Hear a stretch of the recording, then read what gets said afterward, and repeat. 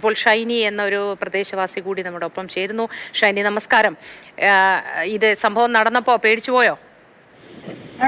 എനിക്ക് മനസ്സിലായില്ല ഇത് എന്താ ഉണ്ടായതെന്ന്. ഒരു ഉഗ്ര ശബ്ദത്തോട് കൂടിയിട്ടായിരുന്നു അത് കഴിഞ്ഞ് കസാരയൊക്കെ ഷെയ്ക്ക് ചെയ്യാൻ തുടങ്ങി. അപ്പൊ തന്നെ നിൽക്കും ചെയ്തു കേട്ടോ. ഒരു 4 സെക്കൻഡൊക്കെ ഉണ്ടായിട്ടുള്ളൂ.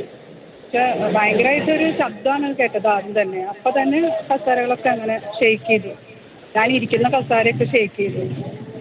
അതാണ് അനുഭവപ്പെട്ടത് എനിക്ക്. അത് ഈ പറഞ്ഞ സെക്കൻഡുകൾ മാത്രമേ നീണ്ടു നിന്നുള്ളൂ അല്ലേ? അത്രേ ഉണ്ടായുള്ളൂ. സെക്കൻഡുകൾ തന്നെ ഉണ്ടായിട്ടുള്ളൂ. പെട്ടെന്നൊരു ഒരു ഇടിമുഴക്കം പോലത്തെ ശബ്ദമായിരുന്നു. ഇടിമുഴക്കം പോലെ നീണ്ടു നിൽക്കുന്ന ശബ്ദമായിരുന്നോ? ഉണ്ടായില്ല, പെട്ടെന്നൊരു പൊട്ടണ പോലെ ശബ്ദം. അതിനുശേഷമായിരുന്നു ഈ ഭൂചലനം അനുഭവപ്പെട്ടത്. പെട്ടെന്ന് കസാരയൊക്കെ ഒന്ന് അനങ്ങി. അപ്പോ നേരത്തെ വിടുത്ത് ചേച്ചിയൊക്കെ പറഞ്ഞ അവരെ കയ്യിൽ ഇഷ്ടികൊക്കെ വീണു എന്നാണ് പറയണത്. ഞാനിവിടെ ഇരിക്കുകയായിരുന്നു കസാരയിൽ ഇരിക്കുകയായിരുന്നു. അപ്പോഴാണ് ഷെയ്ക്ക് ചെയ്തത് കസാര.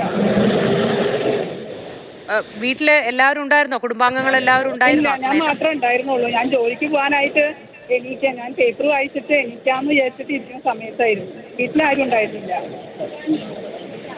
ജോലിക്ക് പോകാനായിട്ട് ഇറങ്ങിയോ അങ്ങനെ ഷൈനി? ഇല്ല, ഞാൻ അറിഞ്ഞിട്ടില്ല. ഞാൻ ആ നേരത്തെ പേപ്പറൊക്കെ വായിച്ച് എണീക്കട്ടെ എന്നുള്ള സമയത്തായിരുന്നു ഇതൊക്കെ സംഭവിച്ചത്.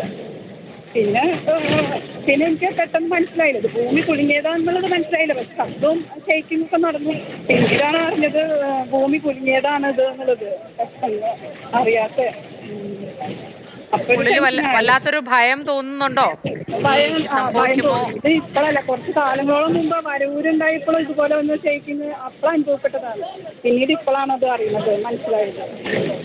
അതുവരെ കുറച്ച് കാലങ്ങളോട് മുമ്പ് ഒരു വരവൂര് ഇതുപോലെ ദേശമംഗലത്ത് ഇതുപോലെ ഭൂമി കുലുങ്ങിയിരുന്നു. അതെ. അപ്പോ അതാണ് അവസാനമായിട്ട് ഞാൻ അനുഭവപ്പെട്ടുള്ളത്. പക്ഷെ ഇപ്പൊ അത് ആദ്യമായിട്ടാണ് കുറേ കാലങ്ങൾക്ക് ശേഷം.